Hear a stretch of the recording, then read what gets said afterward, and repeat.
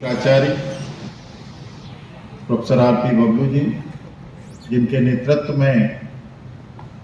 जयप्रकाश विश्वविद्यालय के इस एनएसएस के द्वारा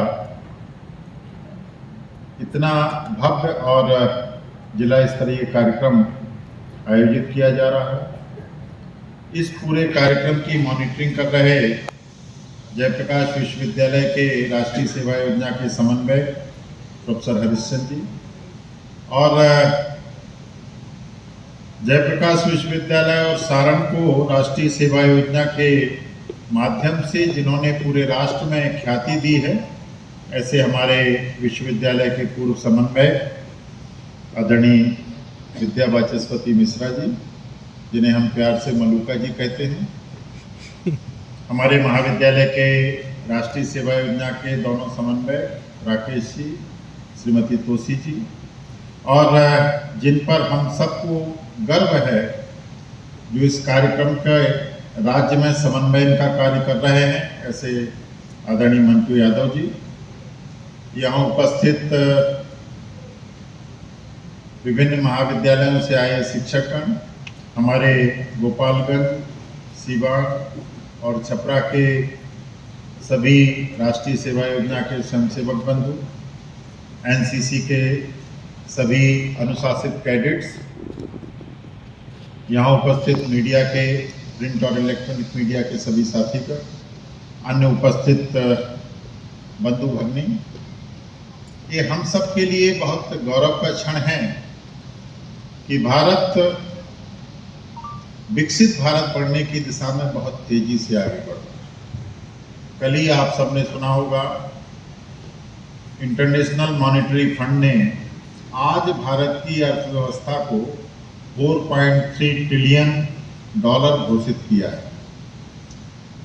ये न सिर्फ दुनिया की 5वीं बड़ी अर्थव्यवस्था है, बल्कि एक दशक में अपने सकल घरेलू उत्पाद को दोगुना करने वाली एकमात्र अर्थव्यवस्था है। और यदि भविष्य के प्रोजेक्शन को हम ध्यान में रखें तो 2027 के पहले भारत दुनिया की तीसरी अर्थव्यवस्था बनने जा रहा है। 5 ट्रिलियन की इकोनॉमी को हम 2027 में पार कर जाएंगे। तो फिर जब हम इतनी तेजी से आर्थिक प्रगति कर रहे हैं, फिर आदरणीय यशस्वी प्रधानमंत्री नरेंद्र मोदी जी को विकसित भारत एट 2047 का संकल्प राष्ट्र के सामने प्रस्तुत करने की आवश्यकता क्या पड़ी। और हम देख रहे हैं 2020 में जब से ये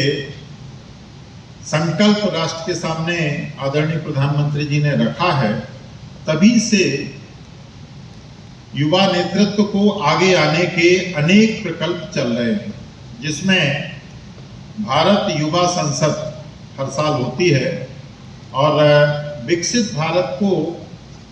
इस कल्पना को साकार करने के लिए जो महत्वपूर्ण विषय है, उनमें से किसी एक विषय को चुनकर हमारा जो मिनिस्ट्री ऑफ यूथ अफेयर्स है, वो पूरे देश में युवाओं के बीच में इसका मंथन करते हैं, विमर्श करते हैं, और देश की शीर्षस्थ जो हमारी पार्लियामेंट है, वहाँ इनमें से चयनित युवाओं को जाने का मौका मिलता है। मुझे खुशी है कि जिस विश्वविद्यालय में मैं था, यहाँ आने के पूर्व हमारे 2 विद्यार्थी एक साथ युवा पार्लियामेंट में राष्ट्रीय स्तर पर चयनित हुए थे। और मुझे पूरी आशा है कि ये जो 2 दिवसीय कार्यक्रम हैं, इसमें जो हमारे 10 चयनित प्रतिभागी होंगे, उनमें से निश्चित रूप से ज़्यादा से ज़्यादा प्रतिभागी न सिर्फ राज्य का प्रतिनिधित्व करेंगे, बल्कि राष्ट्रीय स्तर पर सारण का, जयप्रकाश विश्वविद्यालय का और राष्ट्रीय सेवा योजना छपरा का नाम, सिवान का नाम, गोपालगंज का नाम बड़े गर्व के साथ लोग बिहार में लेंगे, ऐसी मेरी पूरी आशा है, अभिलाषा है और मेरा विश्वास है। एक बात कह के मैं अपनी बात समाप्त करूंगा, क्योंकि आज का दिन आपका है। आप सबको अपने विचार यहाँ रखना है, जो अनूठे होंगे, अभिनव होंगे, मौलिक होंगे और एक नई दिशा का निर्माण करेंगे राष्ट्र को विकसित बनने। जैसा भी स्वामी जी ने बताया कि वन नेशन वन इलेक्शन जो थीम है इस वर्ष की, सामान्य रूप से सोचे तो चुनाव का विकसित भारत से क्या लेना देना, और विकसित भारत की संकल्पना अगर आर्थिक संकल्पना है तो हम तो वैसे भी विकसित हैं। तो हम सब लोग जानते हैं कि ये संकल्पना आर्थिक संकल्पना से कहीं बड़ी है। ये संकल्पना है भारत को भारतीय मूल्यों के साथ आगे ले जाने की, भारत को पर्यावरण के साथ, प्रकृति के तादात्म्य के साथ विश्व गुरु बनाने की। ये संकल्पना है समरसता के साथ समाज के सभी वर्गों को जोड़ने की। ये संकल्पता है एकात्मता के सूत्र को